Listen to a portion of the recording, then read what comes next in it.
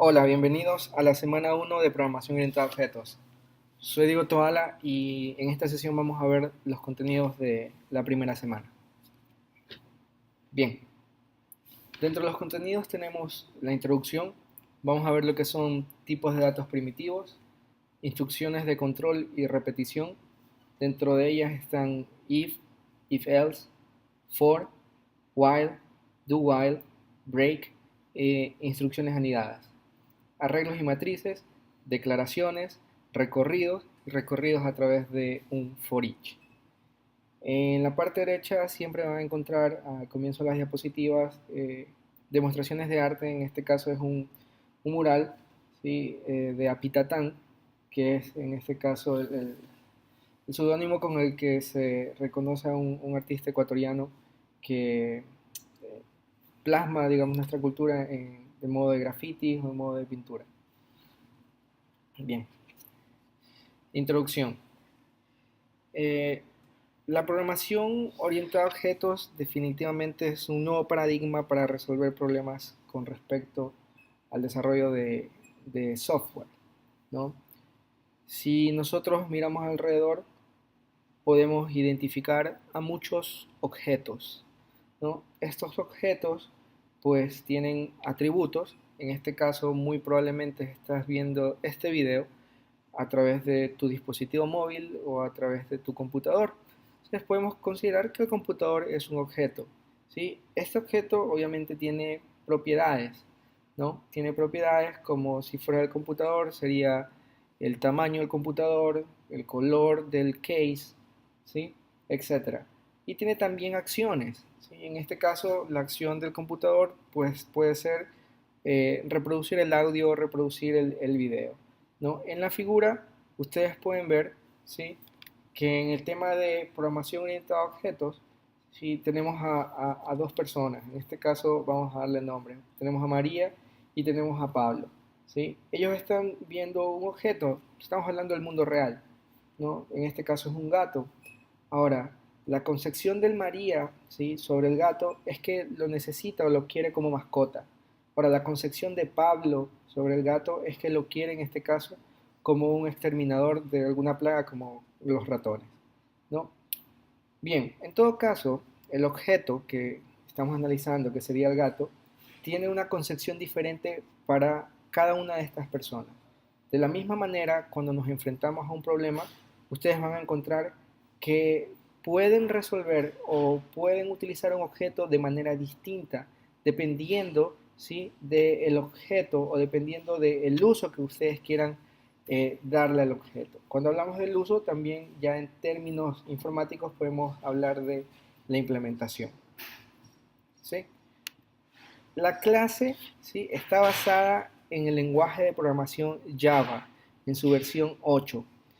¿Sí? Ustedes como estudiantes pueden utilizar otros lenguajes de programación orientada a objetos como C Sharp, como Python, ¿sí? Como PHP. Sin embargo, la clase, las tareas, ¿sí? Van a estar basadas en Java 8. La materia se enfoca también en el trabajo en equipo. Se les asignará un proyecto que deberán resolverlo en equipo, ¿sí? La materia es una guía para, en este caso, resolver un problema a través de un proyecto de software implementado en tecnologías Java. Con respecto al sistema operativo, como estamos utilizando Java, Java tiene opciones multiplataforma, de manera de que usted puede utilizar Linux, usted puede utilizar Windows, usted puede utilizar OS X, no hay problema siempre y cuando tenga instalada la máquina virtual Java. El IDE que vamos a utilizar es NetBeans, más adelante vamos a explicar lo que es un IDE. Y algo muy importante que ustedes tienen que tener en cuenta es la depuración. La depuración, que en el caso del pseudocódigo sería la prueba de escritorio, ¿sí?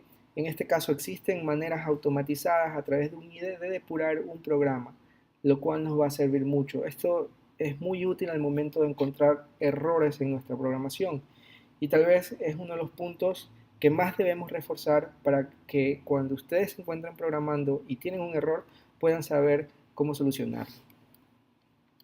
Bien. Java. Vamos a hablar un poco de Java. Java es un lenguaje de programación, ¿sí? Inicialmente fue la bandera, por decirlo así, de Sun Microsystems. Luego de eso fue adquirido por Oracle. ¿Sí? Es un lenguaje de programación orientado a objetos. La versión actual de Java es Java 8. Ahora, Java tiene tres ediciones. Es importante conocer esto. ¿Sí? Tenemos la edición estándar, que se le denomina SE o Standard Edition en inglés, la edición empresarial o EE, que se denomina Enterprise Edition, ¿sí? Y la edición móvil o ME Mobile Edition. Bien, la versión que nosotros vamos a utilizar es la versión SE. ¿Sí? Es una versión estándar que me permite a mí construir aplicaciones de escritorio. Son las aplicaciones que se instalan, ¿sí? Dentro del sistema operativo del computador. La edición empresarial tiene otros componentes un poco más avanzados en el términos de desarrollo de software, en lo que tiene que ver con programación del lado del servidor, ¿sí? Entonces esa versión no la vamos a usar. Y la edición móvil, ¿sí? Está orientada a dispositivos móviles o a software embebido en dispositivos, ¿sí? No hay que confundirse con el sistema operativo Android, ¿sí? Son en este caso cosas distintas, ¿sí? Java tiene un eslogan que se llama Write Once, Run Everywhere. Eh, Básicamente en español lo que quisiera decir es, escribe una vez el código y luego ejecútalo en cualquier parte, ¿sí? Es decir, si yo estoy utilizando iOS, perdón, OS X para desarrollar un programa en Java, fácilmente desarrollaría mi programa y luego, si me piden implementarlo en Windows, lo llevaría a Windows y debería funcionar, debería ejecutarse, ¿sí? Entonces esa es una de las ventajas de Java como lenguaje. Ok, hemos visto las versiones, ¿no? Java Standard Edition SE, que es la versión que nosotros vamos a utilizar, Enterprise Edition y Mobile Edition, ¿sí? Aquí hay un paréntesis. Nosotros tenemos que enfocarnos en un rol, ¿sí? Y si vemos las tecnologías de la información y vemos las personas que están dentro de los roles de las tecnologías de la información, probablemente encontremos que tenemos a usuarios finales, tenemos administradores de servidores y tenemos desarrolladores. Bien, voy a hablar primero de nosotros como desarrolladores. Nosotros necesitamos algo que se llama el Java SE de Standard Edition Development Kit, ¿sí? Es un paquete que se descarga del internet y que en este caso tiene todas las herramientas para el desarrollo, la depuración y el monitoreo. Es decir, en mi máquina de desarrollo, en mi computador de desarrollo, voy a instalar el Java SE Development Kit, ¿sí? Sin embargo, cuando yo ya tenga el programa y necesite implementarlo en la computadora de un cliente, lo más conveniente que haría es instalarle al usuario final, a la máquina cliente, el JRE, el Java Runtime Environment, ¿sí? Entonces, hay que tener en claro esto porque muchas veces si los desarrolladores lo desconocen y en las computadoras clientes, ¿sí? Instalan el Hot Java SE Development Kit, lo que causa que el computador cliente, ¿sí? Se vuelva tal vez un poco lento porque van a instalar cosas que están de más, como compiladores, como herramientas de depuración, que realmente el cliente final que ejecuta el programa no lo necesita. Lo necesita usted como desarrollador, pero el cliente final no.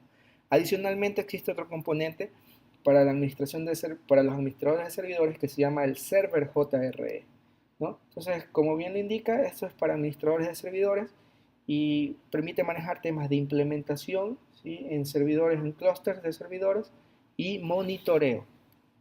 Bien,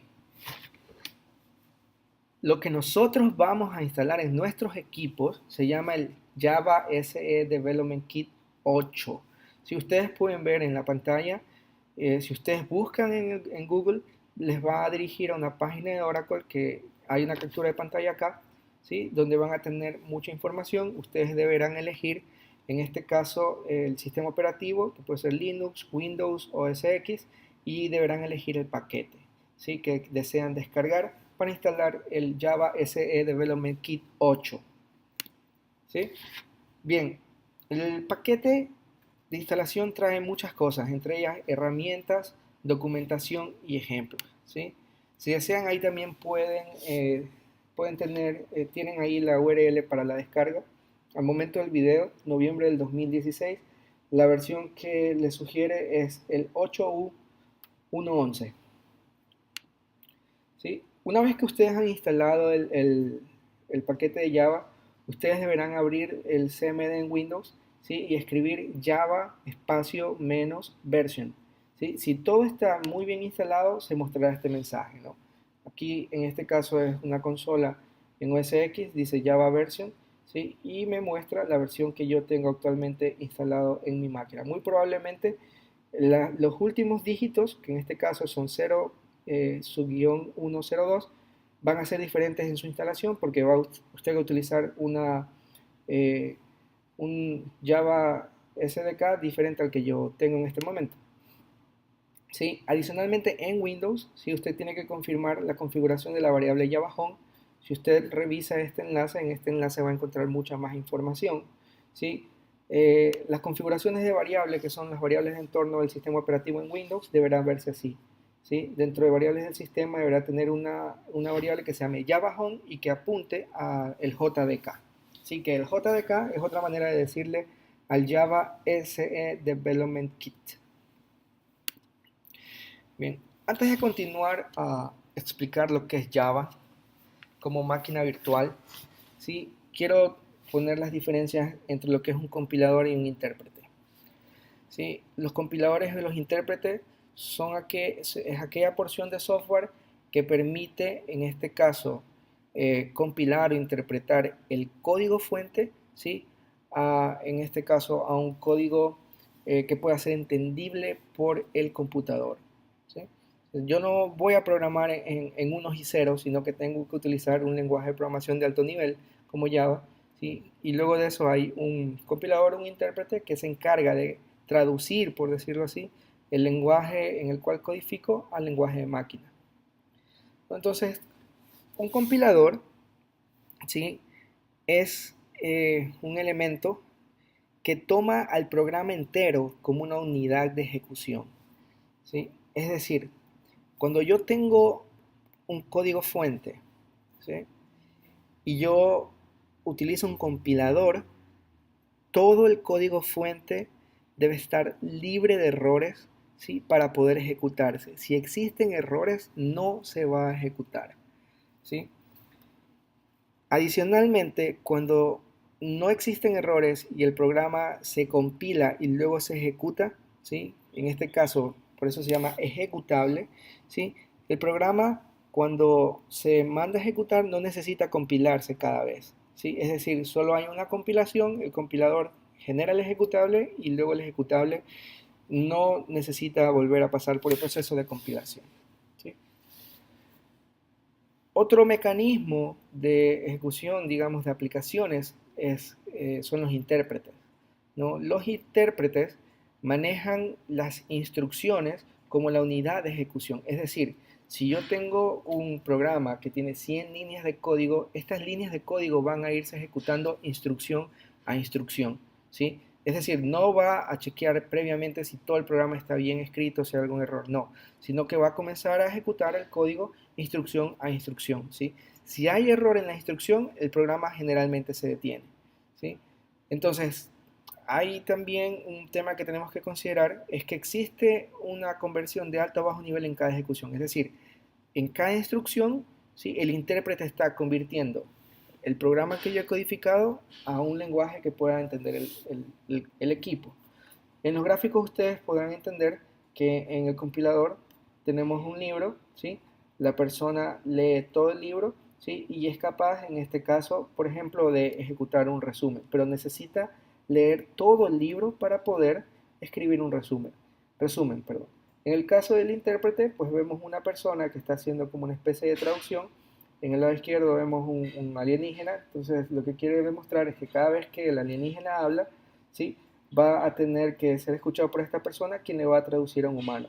No podemos esperar en un intérprete que, por ejemplo, el alienígena diga, no sé, 1000 palabras para que en ese momento ¿sí? El intérprete pueda decir nuevamente esas 1000 palabras al humano. No es posible, ¿sí? Entonces, el concepto de interpretación yo creo que está claro.